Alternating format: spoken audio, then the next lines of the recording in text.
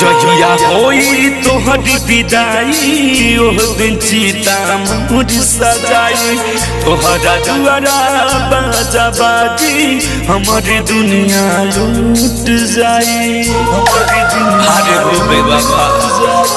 जहिया होई तोहर विदाई ओह दिन चिता मोर सजाई तोहरा दुआरा बाजा बाजी हमर दुनिया लूट जाई सुनी खबरिया जानी आंसू गिरई हाँ सुनी खबरिया जानी आंसू गिरई हाँ जवन बार माला पिया के पेन्हई हानु हो उहे लाश पर चढ़ई हो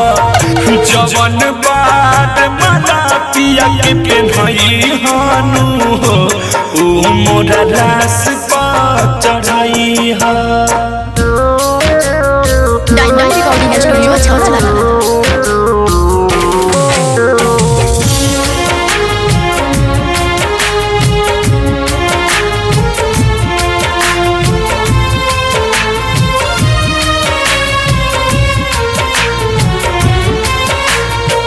ओढ़ी डोली चढ़ी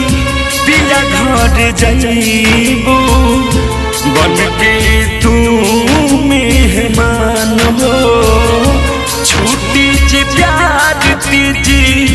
देहब परान हम कफन ओढ़ी जाइब शमशान हो कफन ओढ़ी जाइब चुनरी ओढ़ी डोली चढ़ी पिया घर जाइबू बन के तू मेहमान हो छुट्टी जे प्यार दीजी देहब परान हम कफन ओढ़ी जाइब शमशान हो आखिरी दीदार होई मुँह देखे आई हाँ आखिरी दीदार होई मुँह देखे आई हाँ जवन बार माला पिया के पेन्हई हानु हो उ मोरा लाश पर चढ़ई हो जवन बार माला पिया के पेन्हई हानु हो उ मोरा लाश पर चढ़ई हो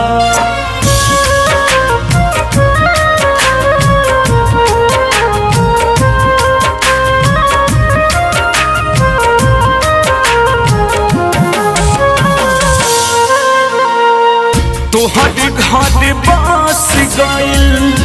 हमर उजारल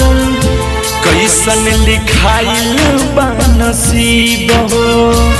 शादी के जोड़ा में सजल सवारल आ जई हमारा करीब हो आ जई तोहर घर बस गइल हमर उजारल कैसन लिखाइल बा नसीब हो शादी के जोड़ा में सजल सवारल आ जई हमारा करीब हो आ जई चंद्रेश्वर आंसू के ना भूलई आ चले चंद्रेश्वर आंसू के ना भूलई जवन बार माला पिया के पेन्हई हानु हो उ मोरा लाश पर चढ़ई हो जवन बार माला पिया के पेन्हई हानु हो उ मोरा लाश पर चढ़ई हो